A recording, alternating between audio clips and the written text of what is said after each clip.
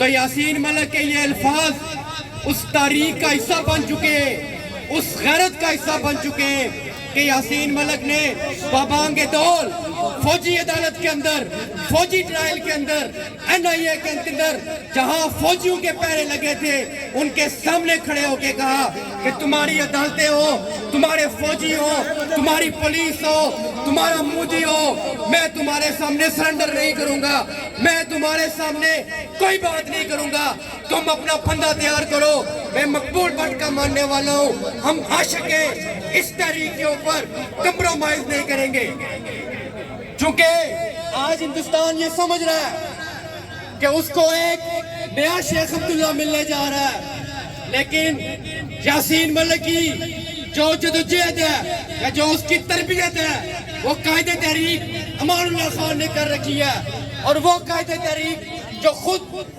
راولپنڈی کے اندر جو لوگ جانتے ہیں، آپ نے دیکھا ہوگا ایک چھوٹے سے دفتر میں اس نے پوری تحریک کو چلایا، ایک چھوٹے سے دفتر کے اندر پوری تحریک کو اس نے دنیا کے کونے کونے کے اوپر وہ لے کے گیا، اور جب وہ اس دنیا سے رخصت ہوا، لوگوں یہ ہماری لیڈرشپ ہے۔ جب امان اللہ خان اس دنیا سے رخصت ہوا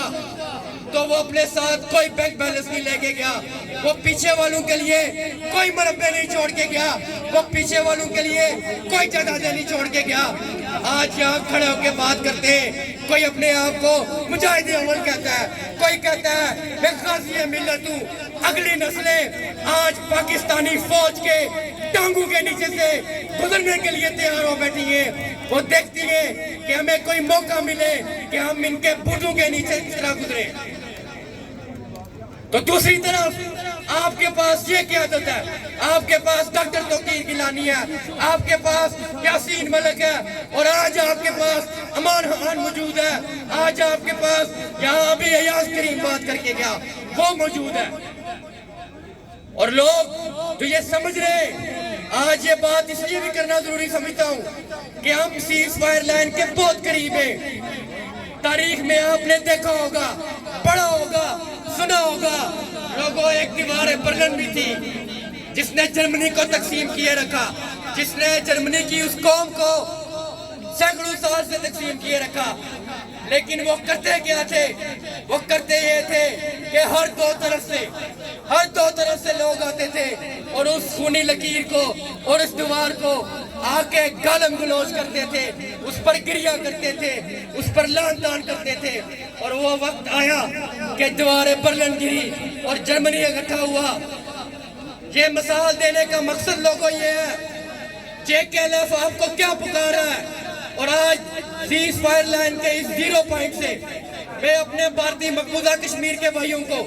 اپنی بہنوں کو، اپنے بزرگوں کو، اپنے نوجوانوں کو یہ کہتا ہوں کہ کمر کس لو، کمر کس لو،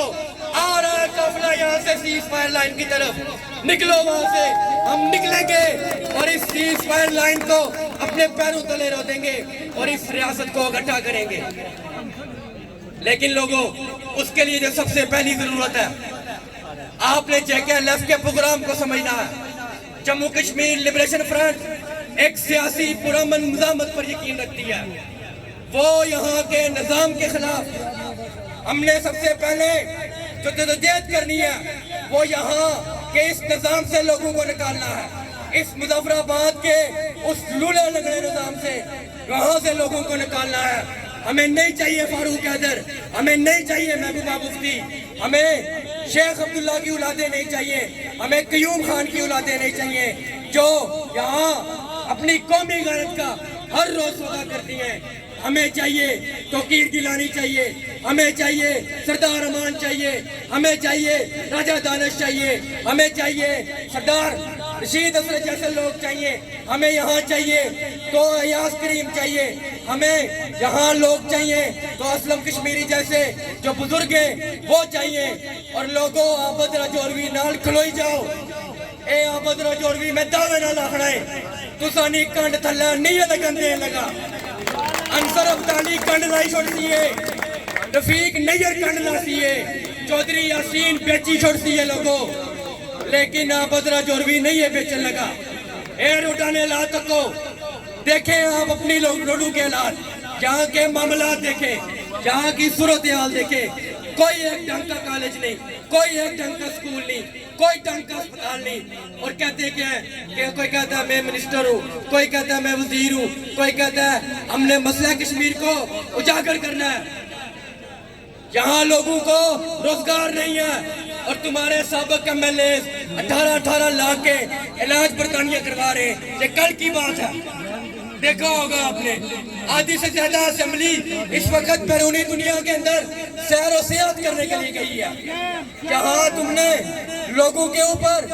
بندوقیں تانی، لوگوں کے اوپر گولیاں چلائی، لوگوں کو شہید کیا، لوگوں کو پابند سلاسل کیا، اور خود بھاگ کے آج دنیا کے اس کونے میں بیٹھے ہیں اور کہتے کیا ہے، آرام خور دلال کہتے کیا ہے کہ توقیر گیلانی بھاگ گیا۔ توقیر گیلانی بھاگا نہیں ہے لوگوں، وہ جو امریکہ کے اندر اور دوسری دنیا کے اندر جو تم نے یہ حرام خور کشمیر سینٹر بنا رکھے،